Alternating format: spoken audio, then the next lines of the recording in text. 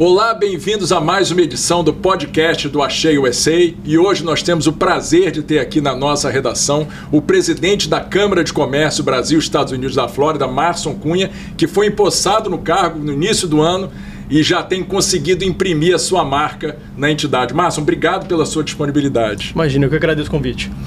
Olha, vamos começar do início, né? Não podia ser diferente. Queria saber um pouco de você, do seu background. Você é paulista e a vida inteira atuando profissionalmente no mercado financeiro, é isso? Exatamente. Comecei em 2002 no BBVA, antes de ser adquirido pelo Bradesco na época, e acabei me especializando em investimentos alternativos. E você está há quanto tempo nos Estados Unidos? Um pouco mais de 8 anos já. Passa rápido.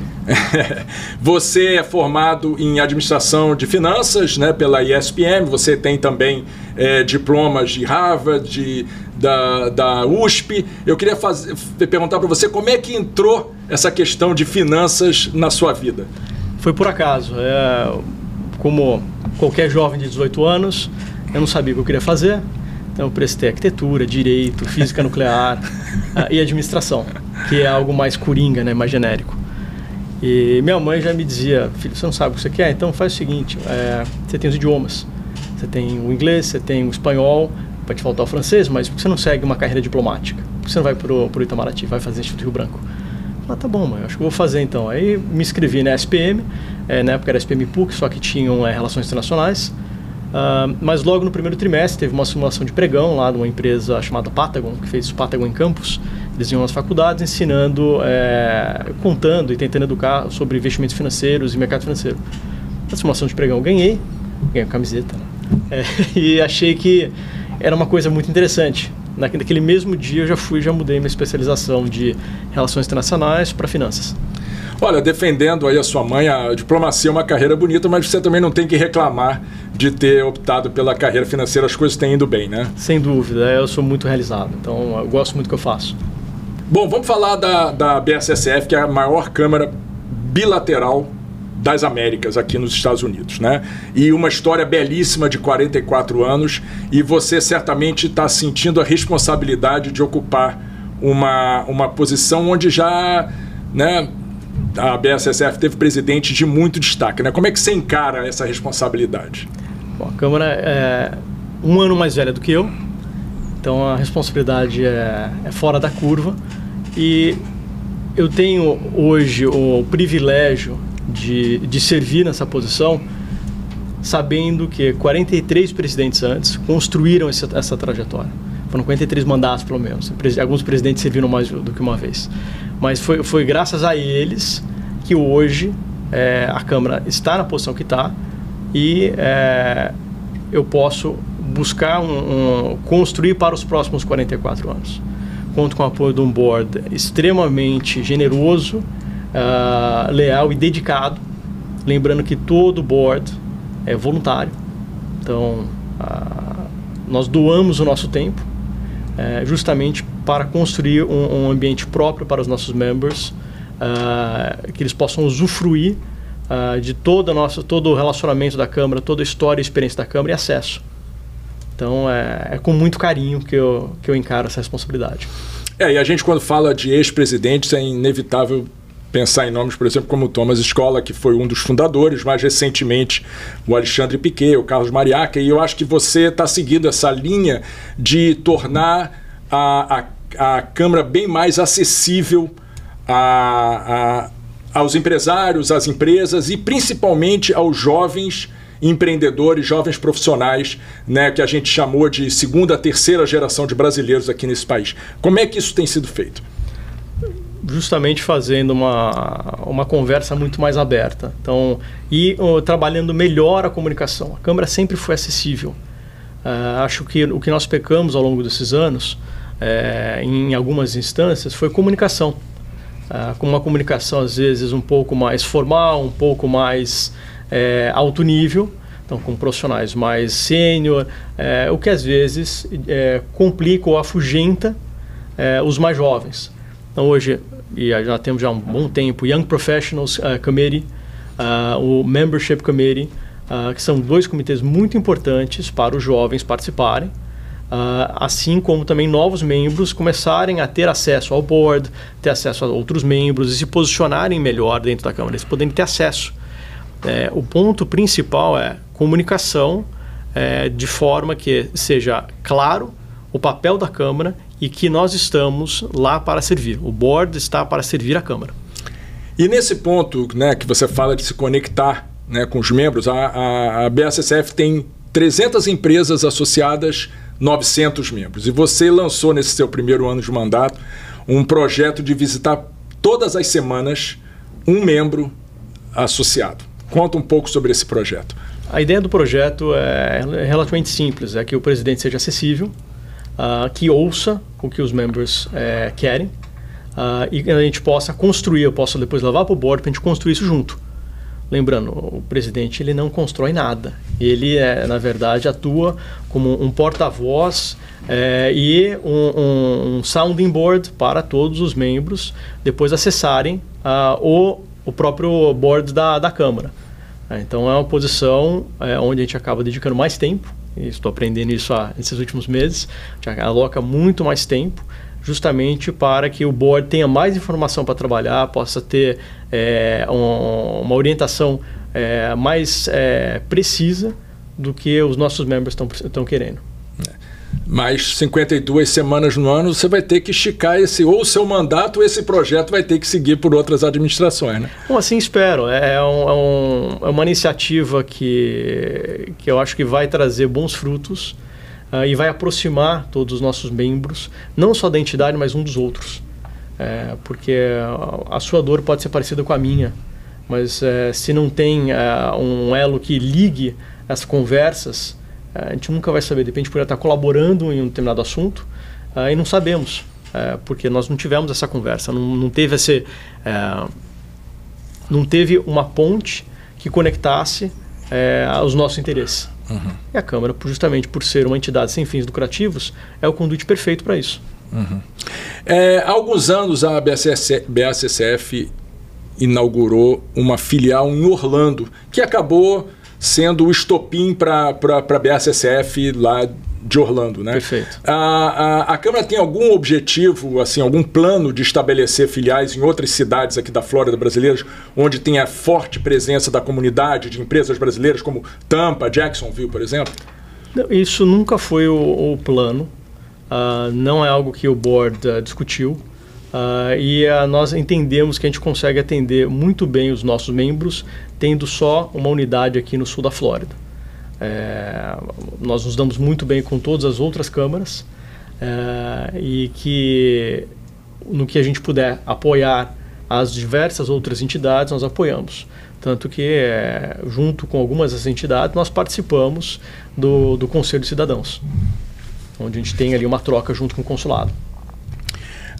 Esse ano, Brasil e Estados Unidos comemoram o bicentenário das relações diplomáticas e sempre um ponto fortíssimo dessa parceria, a questão comercial, né? A Flórida, eu tenho aqui alguns números, em 2024 foi registrado o recorde histórico de exportações brasileiras para os Estados Unidos, com mais 40 bilhões de dólares.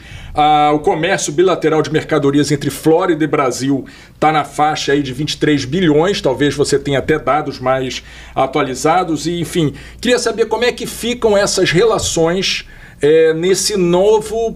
nessa nova fase, né, com o governo Trump e com a questão das tarifas. Isso é uma coisa que vocês têm discutido na Câmara?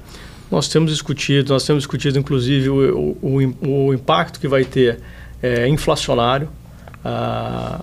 Teremos uma conversa agora nos próximos meses, até mesmo com o Fed Atlanta, para estudarmos um pouco o que pode ser feito, já preparando para um possível impacto inflacionário. Mas no final das contas é muito mais prever indicadores econômicos, é muito mais uma arte do que uma ciência. Então é algo que nós temos grandes economistas dentro da nossa base de associados, Banco do Brasil, Bradesco, Itaú, Inter, Avenue, que inclusive nem sempre concordam nessas projeções. Então, assim, é um pouco delicado tentar antecipar algo que ainda não se materializou. Entendi. A Flórida, obviamente, tem uma comunidade brasileira próspera, numerosa, várias empresas, né, que estão instaladas aqui em plena atividade. Como é que a Câmara pode se aproveitar dessa condição, da proximidade, dos laços que a Flórida tem com o Brasil para fomentar esses negócios, já que essa é a principal o objetivo, missão da entidade? Esse ano a gente tem um grupo de trabalho específico debaixo do Comitê de Strategic Partnerships, parceria estratégica, onde é liderado pelo presidente do ano passado, Carlos Mariaca, em conjunto com o apoio do Carlos Osório e do Henry Kelly, que são dois nossos membros. O Carlos Osório, inclusive, é o vice-presidente esse ano. Nós estamos expandindo o nosso relacionamento como entidade com os principais policymakers. Então, estamos programados para esse ano uma viagem para Tallahassee, uma viagem para DC, justamente para começar a abrir um pouco as asas, dada a importância estratégica do Brasil para a Flórida e, naturalmente, para os Estados Unidos. Mas é um processo educativo inicialmente. Não existe hoje uma iniciativa coordenada por diversas entidades, sejam elas locais ou até mesmo no Brasil, que construa essa educação no ambiente fora do âmbito político. Então, no ambiente privado, não existe essa iniciativa.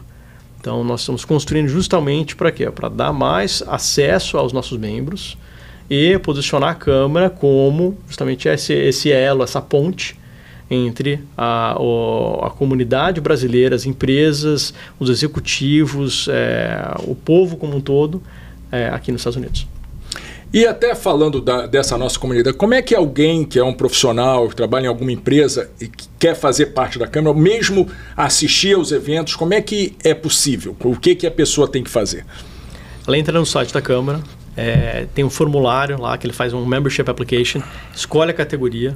Então, tem a categoria de estudante, tem individual, tem de empresas pequenas, que é o small corporate, large corporate, empresas maiores. E aí tem o patron e trustee, que são as duas categorias de maior prestígio, porque justamente você tem acesso a alguns eventos diferenciados e obviamente, uma visibilidade de marca muito maior.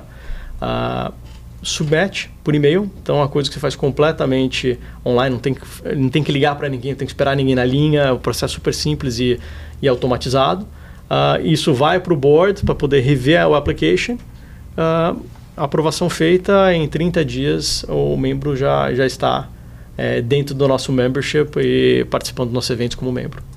E você tem de cabeça quais são na agenda aí dos próximos eventos da Câmara, o que tem aí por vir?